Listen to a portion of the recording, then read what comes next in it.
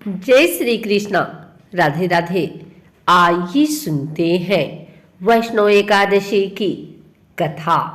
सब धर्मों के ज्ञाता, वेद और शास्त्रों के अर्थ ज्ञान में पारंगत, सबके हृदय में रमण करने वाले, श्री विष्णु के तत्व को जानने वाले तथा भगवत परायण प्रहलाद जी सब सुखपूर्वक बैठे हुए थे। उस समय उनके समीप स्वधर्म का पालन करने वाले महर्षि कुछ पूछने के लिए आए। महर्षियों ने कहा, प्रहलाद जी, आप कोई ऐसा साधन बताइए जिससे ज्ञान, ध्यान और इंद्रिय निग्रह के बिना ही अनायास भगवान विष्णु का परम पद प्राप्त हो जाता है।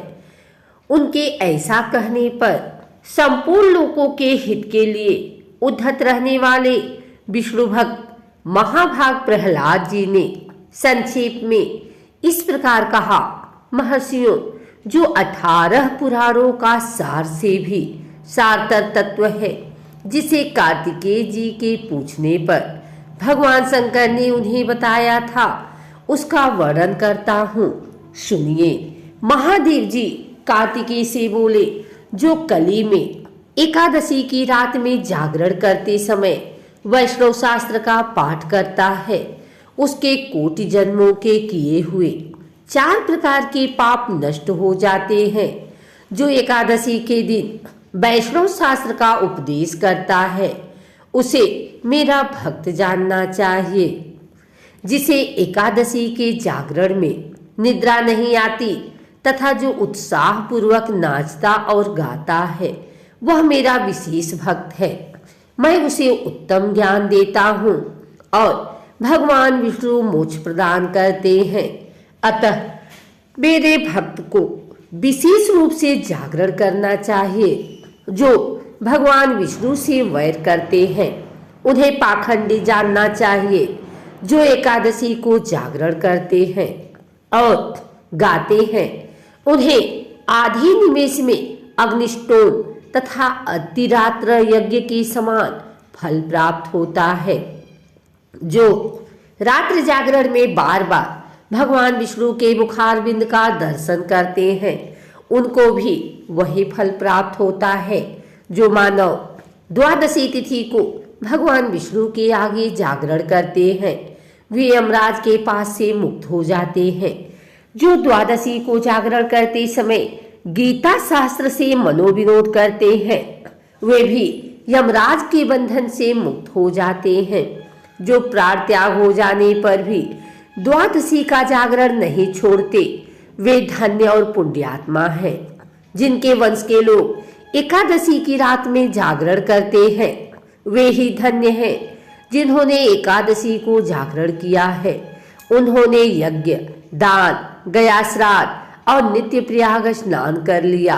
उन्हें सन्यासियों का पुण्य भी मिल गया और उनके द्वारा इष्टपूर्त कर्मों का भी भली भांति पालन हो गया।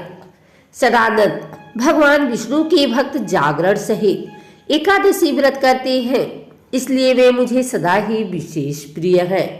जिसने वर्धनी एकादशी की रात में जागरण किया है, उसने पुनः प्राप्त होने वाले शरीर को स्वयं ही भस्म कर दिया।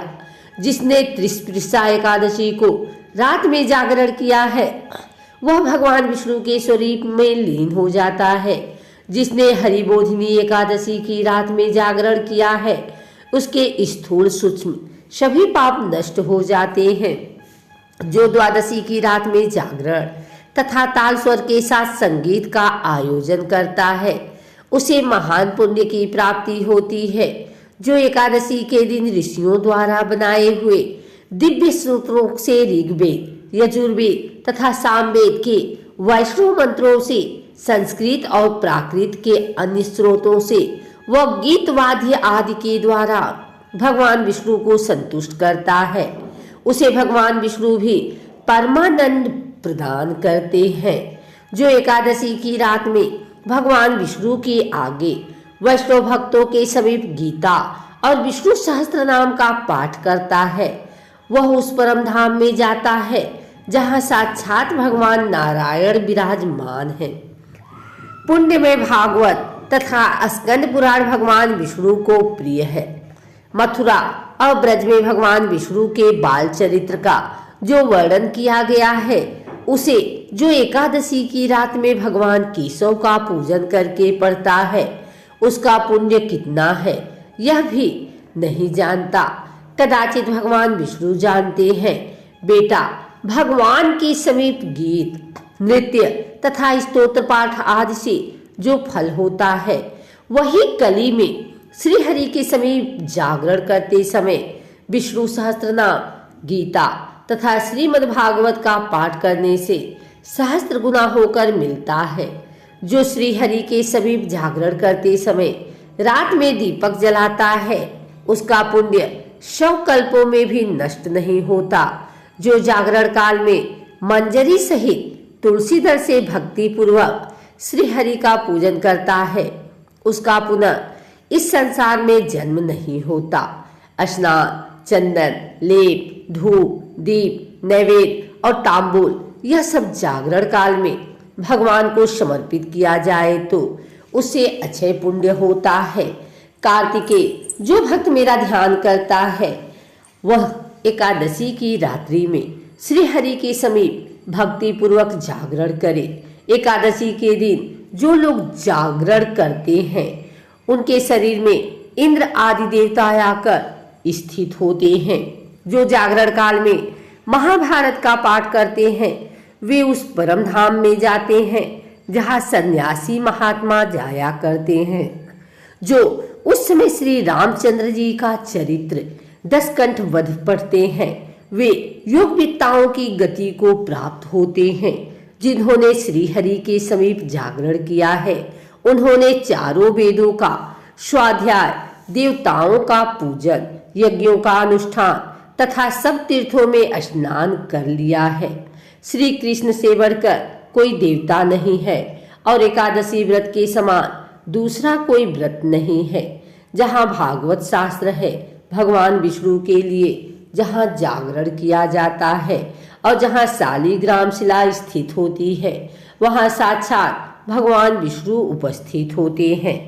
एकादशी की व्रत विधि: दसवीं की रात्रि को पूर्ण ब्रह्मचर्य का पालन करें तथा भोग विलास से भी दूर रहें। प्रातः एकादशी को लकड़ी का दातुन तथा पेस्ट का उपयोग न करें। नींबू, जामुन या आम के पत्ते लेकर चबा लें और उंगली से कंठ शुद्ध कर लें। वृक्ष से पत्ता तोड़ना भी वर्जित है, अतः स्वयं गिरे हुए पत्तों का सेवन करें। यदि यह संभव न हो तो पानी से 12 बार कुल्ले कर लें। फिर स्नान आदि कर मंदिर में जाकर गीता पाठ करें या पुरोहित आदि से श्रवण करें। प्रभु के सामने इस प्रकार प्रण करना चाहिए कि आज मैं चोर, पाखंडी और दुराचारी मनुष्य से बात नहीं करूंगा और न ही किसी का दिल दुखाऊंगा। गौ, ब्राह्मण आदि को फलाहार व अन्न आदि देकर प्रसन्न करूंगा। रात्रि को जागरण कर कीर्तन करूंगा। ओम नमो भगवते वासुदेवाय इस 12 अक्षर मंत्र अथवा गुरु मंत्र का जाप करूंगा। राम, कृष्ण, नारायण इत्यादि विष्णु सहस्त्र नाम को कंठ का भूषण बनाऊंगा।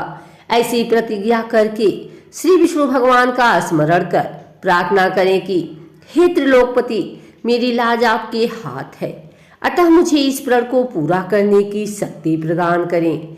मौन, जप, शास्त्र पठन, कीर्तन, रात्रि जागरण एकादशी व्रत में विशेष लाभ पहुंचाते हैं। एकादशी के दिन अशुद्ध द्रव्य से बने पेय न पिए। कोल्ड ड्रिंक, एसिड आदि डाले हुए फलों के डिब्बाबंद रस को न पिए। 2 बार भोजन न करें। आइसक्रीम व तली हुई चीजें न खाएं।